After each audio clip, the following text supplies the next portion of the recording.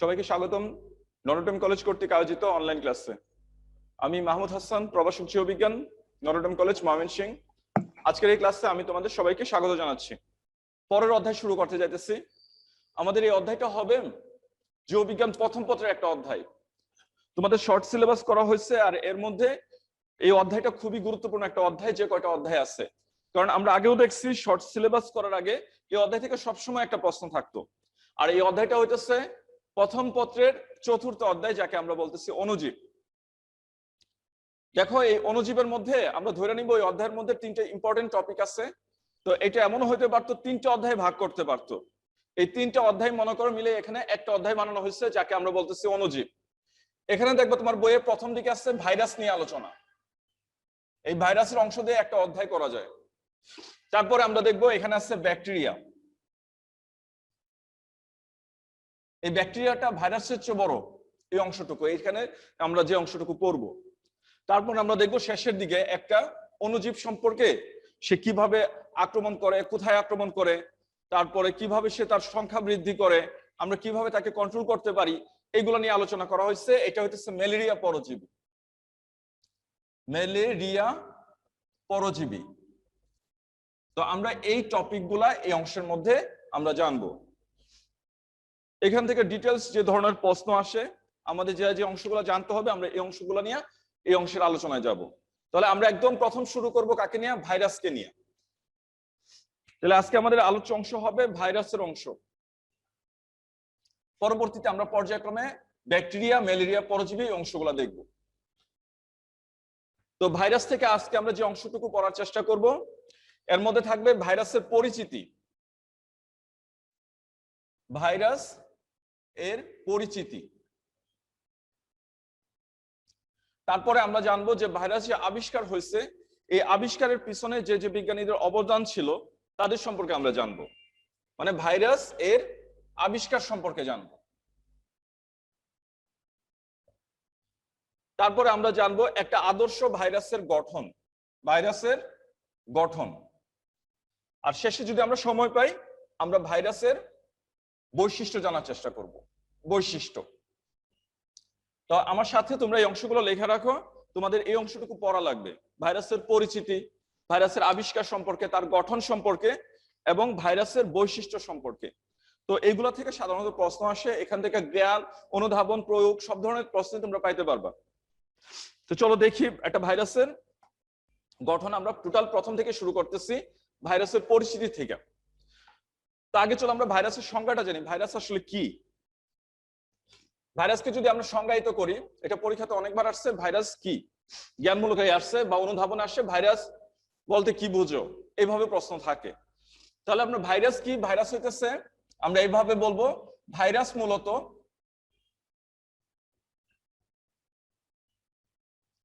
আমরা ভাইরাসকে যদি বিশ্লেষণ করি, তাহলে আমরা দেখবো তার মধ্যে দুইটা উপাদান থাকবে। ভাইরাস মূলত এই দুইটা উপাদানের মধ্যে একটা হইতেছে নিউক্লিক অ্যাসিড। Nucleic acid. আর তোমরা জানো নিউক্লিক অ্যাসিড বলতে আমরা কাকে বুঝি? আমরা বুঝি ডিএনএ বা আরএনএ কে। ডিএনএ বা আরএনএ যে কোনো একটা থাকবে। ভাইরাস মূলত নিউক্লিক অ্যাসিড ও প্রোটিনের সমন্বয়ে। ও প্রোটিন। আরেকটা উপাদান হইতেছে প্রোটিন। যারা বিশ্লেষণ করছেন, যে বিজ্ঞানীরা বিশ্লেষণ করছেন, আমি পরবর্তীতে আসতেছি, বিশ্লেষণ করছেন দুজন বিজ্ঞানী। হ্যাঁ, একজন নাম হচ্ছে ভেইডেন, আরেকজন নাম হচ্ছে পেরি। তারা বিশ্লেষণ করে দেখাইছেন এই ভাইরাসের মধ্যে মূলত দুইটা উপাদান থাকে, একটা হচ্ছে নিউক্লিক অ্যাসিড আর প্রোটিন, এর সমন্বয়ে।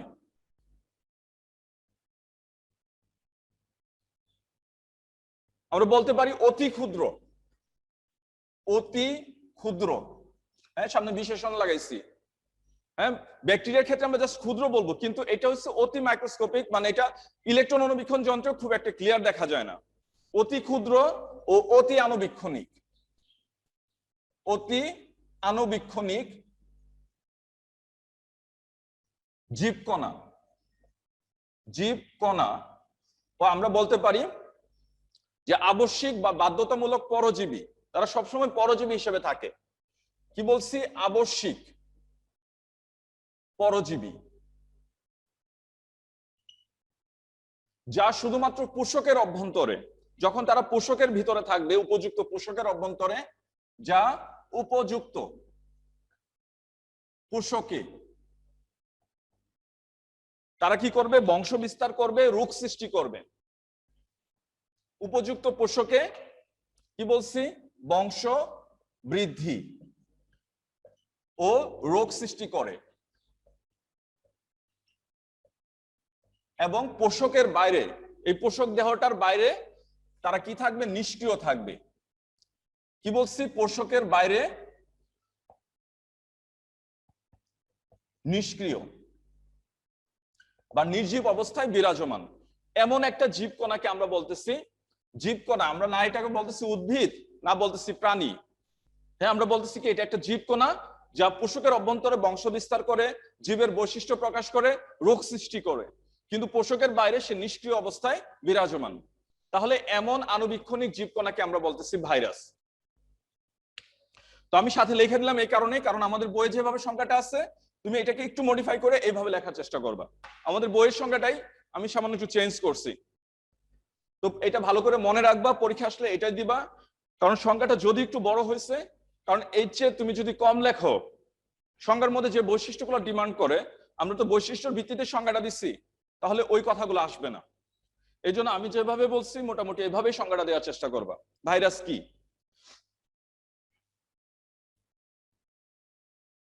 ভাইরাস কিন্তু একটা রহস্যময় জীবকণা বলতে পারি। এটা কিভাবে সৃষ্টি হয়েছে এটা নিয়ে বিজ্ঞানীদের অনেক অনেক মতবাদ আছে।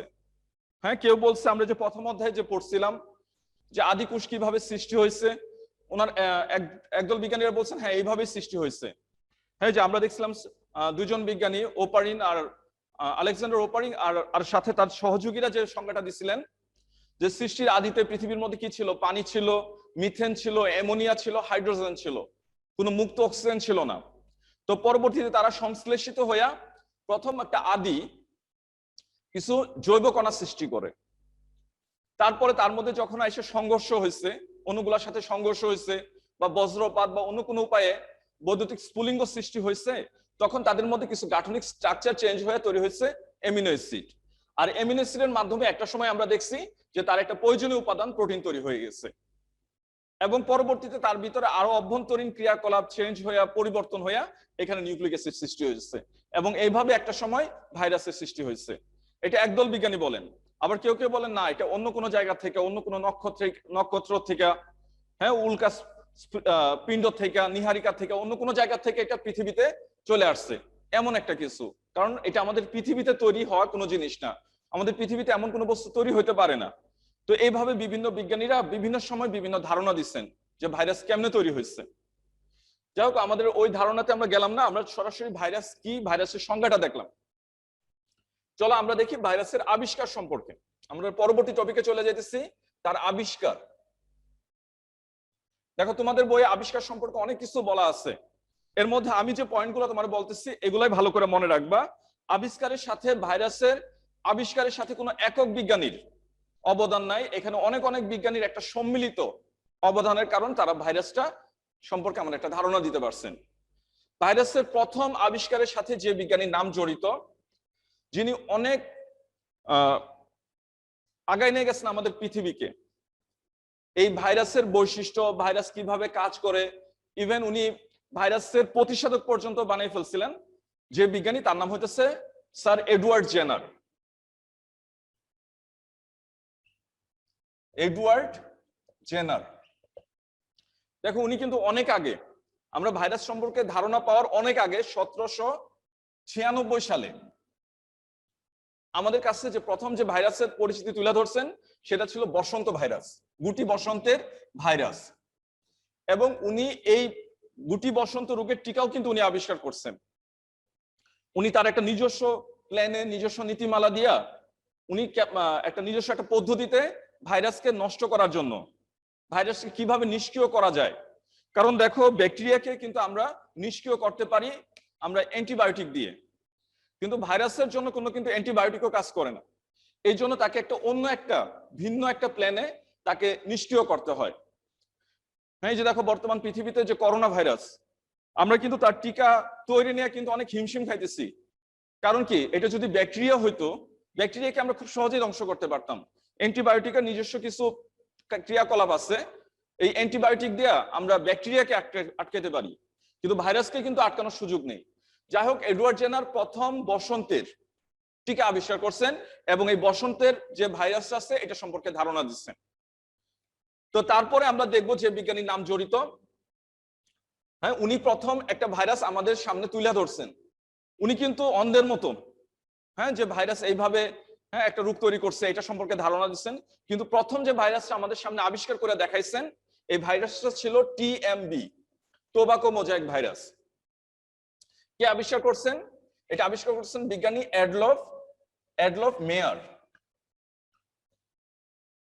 ওই এডওয়ার্ড জেনারের অন্তত 100 বছর পরে 1886 সালে বিজ্ঞানী অ্যাডলফ মেয়ার টোবাকো মোজাইক ভাইরাস, যা প্রথম আবিষ্কৃত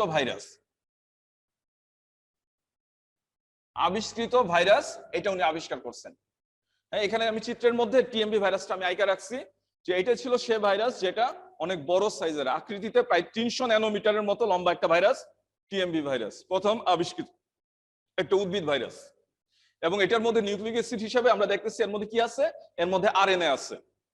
আমরা পরবর্তী সামনে ধারণাতে আগাই। পরবর্তী একজন রাশিয়ান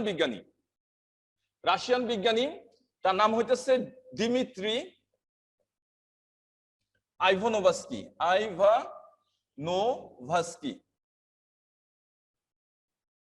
উনি কি করছেন? তামাকের মোজাইক রোগের যে ভাইরাসটা এটাকে উনি প্রতিরোধ করার জন্য তামাক গাছে একটা ব্যাকটেরিয়ার একটা টারজালি দিয়া আটকায় দিছিলেন। মানে এইটা ছাঁকনি দিছিলেন পুরো গাছটার মধ্যে, আর এই ছাঁকনিটা ছিল ব্যাকটেরিয়া প্রতিরোধক ছাঁকনি। উনি দেখছেন এই ব্যাকটেরিয়া প্রতিরোধক ছাঁকনি দিয়েও কিন্তু এই গাছের এই রোগটা, মোজাইক রোগটাকে উনি আটকাইতে পারেন নাই। আমি মনে বুঝাইতে পারছি জিনিসটা, যে উনি একটা টারজালি দিয়া একটা ছাঁকনি দিয়া তামাকের মোজাইক যে রোগের যে ভাইরাসটা এটাকে উনি আটকাইতে চাইছিলেন। তামাক গাছের মধ্যে পুরাটাকে উনি একটা ফিল্টার করছিলেন, কিন্তু দেখছেন উনি যে ফিল্টারটা কাটছিল এটা ছিল ব্যাকটেরিয়া ফিল্টার। উনি দেখছেন তারপরে গাছের রোগটা হয়ে গেছে। এই জন্য উনি বলছিলেন যে জীবাণুটা দিয়া এই মোজাইক রোগটা হয়, অর্থাৎ টিএমবি ভাইরাসটা এটা ব্যাকটেরিয়ার চেয়ে ছোট। টিএমবি ভাইরাস বা যে কোনো ভাইরাস এটা কিসের চেয়ে ছোট? ব্যাকটেরিয়ার চেয়ে ছোট। উনি কি করছেন? এইভাবে উনি ভাইরাসের আকৃতি প্রকাশ করেন, ভাইরাস এর আকৃতি সম্পর্কে ধারণা দেন। তারপরে আমরা দেখব পরবর্তী যে বিজ্ঞানী, উনার অবদানই সবচেয়ে বেশি, কারণ উনি ভাইরাসকে একদম ক্রিস্টাল করে আমাদের সামনে তুলে ধরছেন যে এই হইতেছে ভাইরাস, এই হইছে ভাইরাসের উপাদান বা ক্রিস্টাল। কে করছেন এটা? এটা ছিল আমেরিকান বিজ্ঞানী স্ট্যানলি।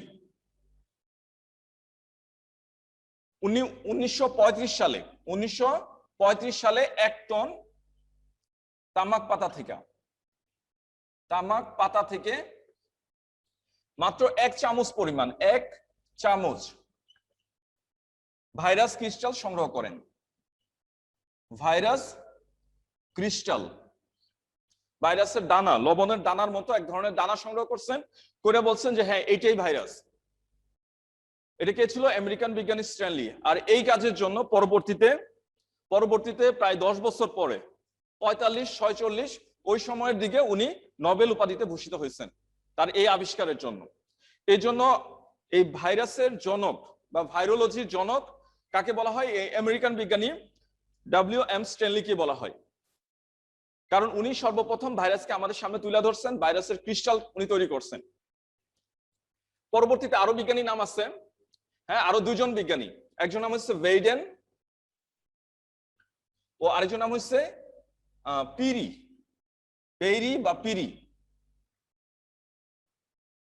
ওনারা কি করছেন? ওনারা বলছেন 1952 সালের দিকে, 1937 সালের দিকে, 1935 2 বছর পরে 37 সালের দিকে ওনারা বলছেন যে ভাইরাসের মধ্যে অন্য কোনো উপাদান না, এর মধ্যে 2টা উপাদানই আছে।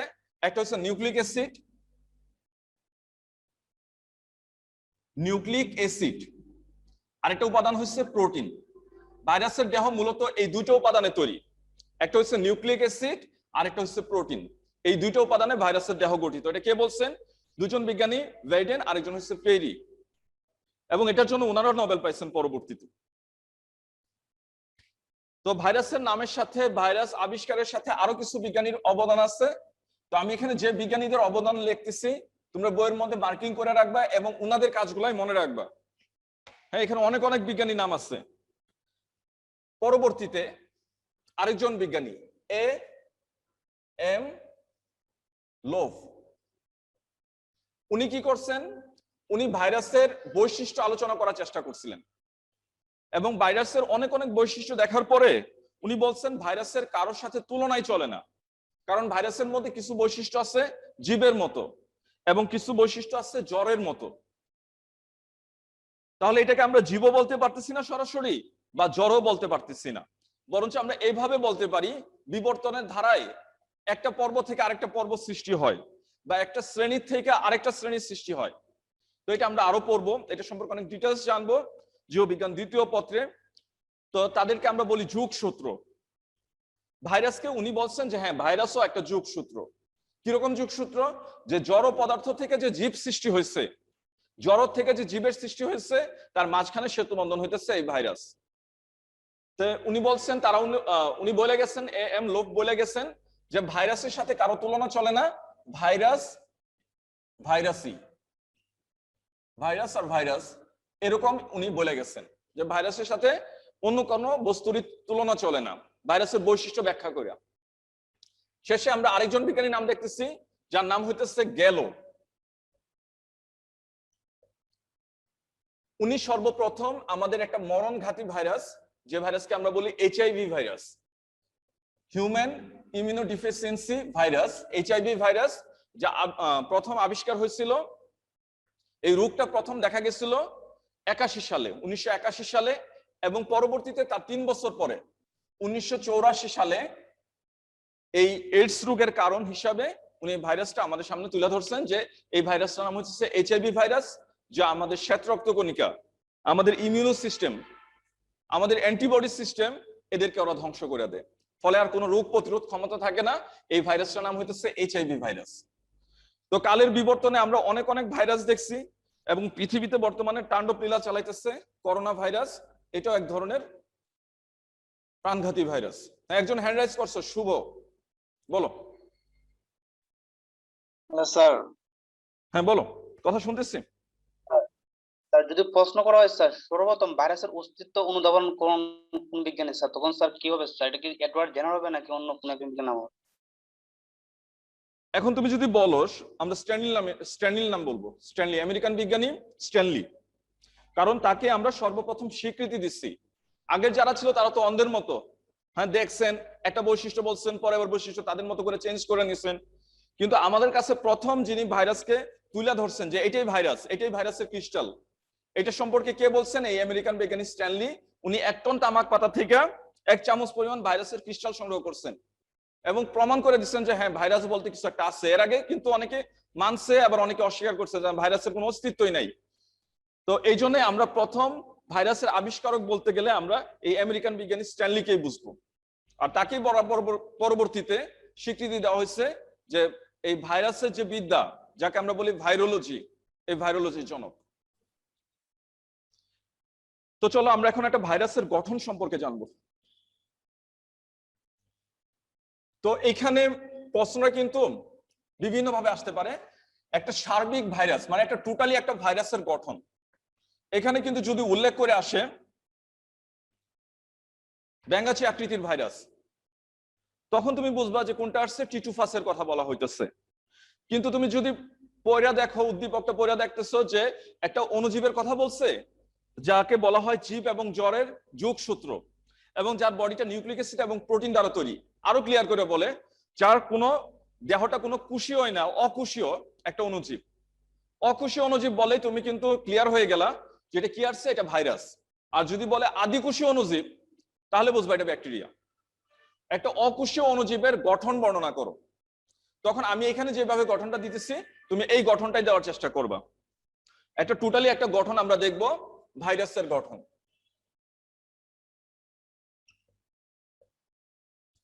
এবং ভাইরাসের গঠনের জন্য আমরা যদি চিত্র আঁকতে যাই, এখানে আমি যে চিত্রটা আঁকছি, স্ট্রাকচারাল যে চিত্রটা আমি দেখাইতেছি, তুমি এই চিত্রটাকে মনে করবা যে না এটি ঠিক আছে। আর যদি ব্যাঙ্গাচি আকৃতির আসে তখন তো আমরা টিটু ফার্স্টটা, ইভেন আমরাও কিন্তু ওইটা পড়ছি। কিন্তু এইভাবে আমরা সৃজনশীলের মধ্যে যদি আমরা দেখি, হিসাব করে দেখি, সবচেয়ে বেস্ট যে উত্তরটা আসবে এটা হইতেছে এই চিত্র দিয়া।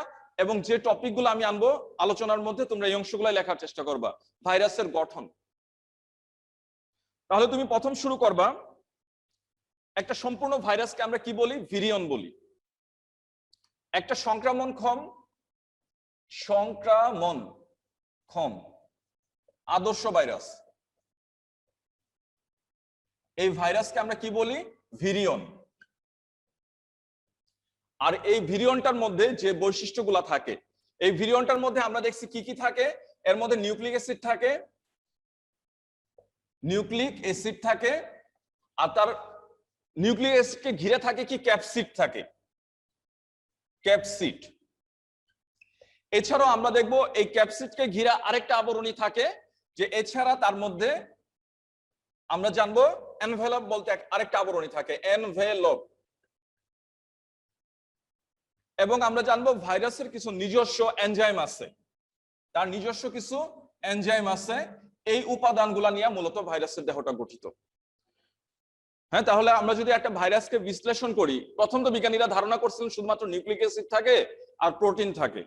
পরবর্তীতে আমরা আরো সূক্ষ্ম বিচার বিশ্লেষণ করে আমরা দেখছি ভাইরাসের দেহের মধ্যে এই উপাদানগুলো থাকে, নিউক্লিক অ্যাসিড, ক্যাপসিড, এনভেলপ এবং বিভিন্ন টাইপের এনজাইম। তো চলো আমরা এখন এইগুলা শিরোনাম ধরে ধরে আমরা সামনের দিকে আগাই। আমরা প্রথম বলবো কার কথা? আমরা প্রথম বলবো তার ক্যাপসিডের কথা। এখান থেকে শুরু করতেছি, ক্যাপসিড। তুমি মূল আলোচনার মধ্যে প্রথম বর্ণনাটা শুরু করবে কি দিয়া? ক্যাপসিড দিয়ে। এখানে চিত্রের মধ্যে দেখো আমি একটা লাল রঙের একটা আবরণী করে রাখছি। মাঝখানে দেখতেছো একটা নিউক্লিক অ্যাসিড আছে, অর্থাৎ ডিএনএ আছে। মাঝখানে কি ছিল? ডিএনএ। আর এই ডিএনএ কে ঘিরে আমরা দেখতেছি আরেকটা আবরণী থাকে, যাকে আমরা বলি ক্যাপসিড। তাহলে আমরা ক্যাপসিডের সংজ্ঞাটা যদি বলি, ক্যাপসিড কি হবে? ভাইরাসের নিউক্লিক অ্যাসিডকে ঘিরে প্রোটিন আবরণীকে বলা হয় ক্যাপসিড। নিউক্লিক অ্যাসিড কে ঘিরে বাইরের দিকে যে প্রোটিন আবরণী থাকে, এই প্রোটিন আবরণীকে বলা হয় ক্যাপসিড। দেখো ভাইরাসের নিউক্লিক অ্যাসিডটা বলতে গেলে তার জন্য অনেক দামি একটা বস্তু, কারণ সে তার সংখ্যা বৃদ্ধি করে এই নিউক্লিক অ্যাসিড দিয়া। এই নিউক্লিক অ্যাসিড ছাড়া ভাইরাসের কোনো দামই নাই, কোনো গুরুত্ব নাই, জাস্ট একটা আবরণ মাত্র। এই জন্য তার এই দামি উপাদানটাকে, তার নিউক্লিক অ্যাসিডকে ঘিরে রাখে আরেকটা বিশেষ একটা আবরণী, যে আবরণীকে আমরা কি বলতেছি? ক্যাপসিড। এর প্রতিটি অণুকে কি বলা হয়? ক্যাপসোমিয়ার বলে, ক্যাপসোমিয়ার বলে। তাহলে দেখো আমি নিচের চিত্রের মধ্যে আঙ্গুরের থোকার মতো অনেকগুলা থোকা থোকায় ইউনিট দেখাইতেছি, সাব ইউনিটের কথা বলতেছি। এই প্রত্যেকটা সাব ইউনিটকে বলা হইতেছে এক একটা ক্যাপসোমিয়ার। তাহলে কি বলছি? একে ঘিরে থাকে প্রোটিনের আবরণী, এর প্রত্যেকটা অণু বা সাব ইউনিটকে বলা হইতেছে ক্যাপসোমিয়ার। আর আমরা একটা গুরুত্বপূর্ণ তথ্য জানবো, যে ভাইরাসের মূলত আক্রমণকারী অংশ কোনটা। এই যে আমাদের রোগ সৃষ্টি করে বিভিন্ন টাইপের রোগ, বসন্ত রোগ, হ্যাঁ, তারপরে যে করোনা রোগ, যে রোগটা হইতেছে, এই যে কোনো রোগের পিছনে কে দায়ী? তার নিউক্লিক অ্যাসিড কিন্তু দায়ী না, দায়ী হইতেছে তার এই ক্যাপসিড। তাহলে আমরা বলতে পারি যে এটাই হইতেছে ইহাই অ্যান্টিজেনিক। অ্যান্টিজেনিক মানে রোগ সৃষ্টিকারী,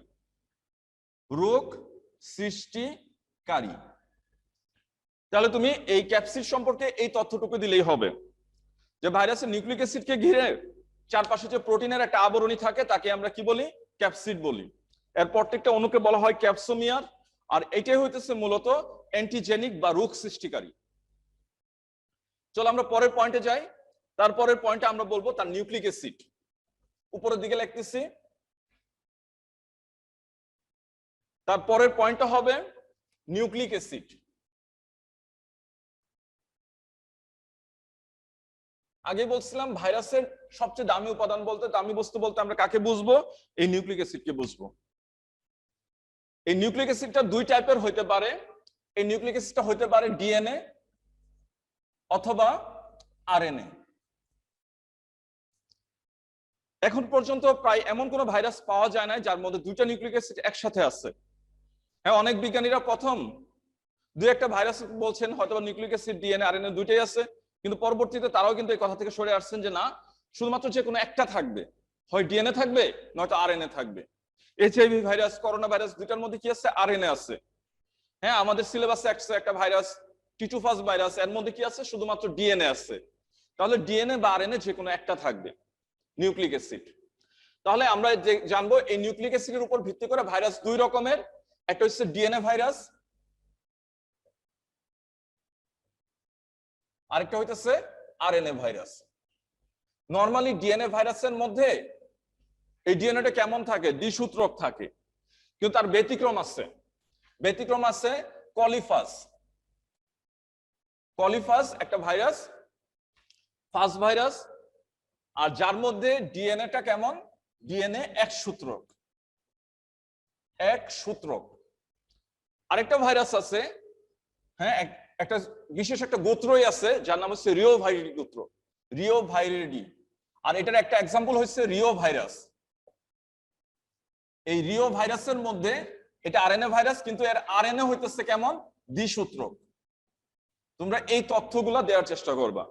তার ভাইরাসের সবচেয়ে গুরুত্বপূর্ণ অংশ তার নিউক্লিক অ্যাসিড, ডিএনএ বা আরএনএ, আর এটাতে কি করে? তার সংখ্যা বৃদ্ধি করে, সংখ্যা বৃদ্ধি করে। তারপরে বলবো যে এর উপর ভিত্তি করে আমরা ভাইরাসকে দুই ভাগে ভাগ করতে পারি। ডিএনএটা থাকে নরমালি দ্বিসূত্রক, কিন্তু ব্যতিক্রম আছে কলিফাসে। আরএনএ থাকে এক সূত্রক, ব্যতিক্রম আছে রিও ভাইরাসের ক্ষেত্রে। তাহলে এভাবে তোমরা মোটামুটি, আমরা দ্বিতীয় পয়েন্টটা দেখলাম, তোমরা এভাবে দেওয়ার চেষ্টা করবা। পরের পয়েন্টে আসছি। পরের পয়েন্টের নাম হইতেছে এনভেলপ। এনভেলপ দেখো চিত্রে, দেখো আমরা ক্যাপসিটের বাইরে আমরা আরেকটা আবরণী দেখতেছি। এই আবরণীটাকে বলা হয় এনভেলপ। তো দেখা যায় অনেক প্রাণী ভাইরাসে এই আবরণীটা থাকে। সব ভাইরাসে যে আছে এরকম না, অনেক প্রাণী ভাইরাস আছে এবং কিছু উদ্ভিদ ভাইরাস আছে, ওদের মধ্যে কি থাকে? এই এনভেলপ থাকে। তো এনভেলপটা কেন? ভাইরাসের মধ্যে যেমন তার নিউক্লিক অ্যাসিড তার একটা দামি বস্তু, গুরুত্বপূর্ণ বস্তু, তার ক্যাপসিডটাও কিন্তু একটা গুরুত্বপূর্ণ বস্তু। এই জন্য ক্যাপসিডকে ঘিরে আরেকটা আবরণী থাকে, তাকে আমরা কি বলি? এনভেলপ বলি। তো এই এনভেলপের গাঠনিক একককে বলা হয় প্যালপোমিয়ার।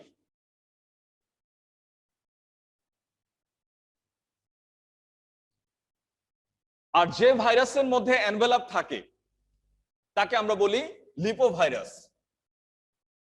লিপোভাইরাস, যে ভাইরাসের মধ্যে কি থাকবে? এনভেলপ বিদ্যমান, সেই ভাইরাসটাকে আমরা কি বলবো? লিপোভাইরাস। আর যে ভাইরাসের মধ্যে এনভেলপ থাকে না তাকে আমরা বলি নগ্ন ভাইরাস বা নেকেড ভাইরাস। যার মধ্যে থাকে না, এনভেলপ নেই, তাকে আমরা বলি নগ্ন ভাইরাস। আর দেখো এনভেলপের মধ্যে আমরা কাঁটা সদৃশ অংশ দেখব, তাদেরকে বলা হয় স্পাইক। এই কাঁটা সদৃশ অংশকে বলা হয় এনভেলপের কাঁটা সদৃশ অংশকে স্পাইক বলে। এই স্পাইক দিয়ে সে ড্রিলিং এর কাজ করে। পোষক দেহের মধ্যে ছিদ্র করতে হয়, আর ছিদ্র করে দেখা যায় তার ভিতরে যে নিউক্লিক অ্যাসিডটা থাকে, ডিএনএ থাকে, আরএনএ থাকে, এটা পোষকের গায়ের ভিতরে পাস করে দেয়। আর এটার জন্য ব্যবহার করে এই স্পাইকটা। স্পাইকটা কার মধ্যে থাকে? এই এনভেলপের মধ্যেই থাকে। তাহলে আমরা আরেকটা পয়েন্ট জানলাম, তার এনভেলপ। আমরা লাস্ট যে পয়েন্টটা জানবো এটা হচ্ছে তার এনজাইম। কিছু শারীরবৃত্তীয় ক্রিয়াকলাপের জন্য, তার সংখ্যা বৃদ্ধির জন্য তার এনজাইম প্রয়োজন। আর এই এনজাইমের মধ্যে আমরা দেখতেছি কয়েকটা এক্সাম্পল আমরা দিব। যে এনজাইমের মধ্যে আমরা দেখব টিটুফাস ভাইরাস, আমরা যেটা গঠন অনেক বিস্তারিত ভাবে করব। টিটুফাসের মধ্যে বা টিটু ভাইরাসের মধ্যে যে এনজাইমটা আছে এটার নাম হচ্ছে লাইসোজাইম। এই জন্য তার সংখ্যা বৃদ্ধির প্রক্রিয়াটাকে বলা হয় লাইটিক চক্র, এই এনজাইমের কারণে। আমরা আরেকটা ভাইরাস, যে ভাইরাসের নাম হইতেছে ইনফ্লুয়েঞ্জা ভাইরাস। ইনফ্লুয়েঞ্জা,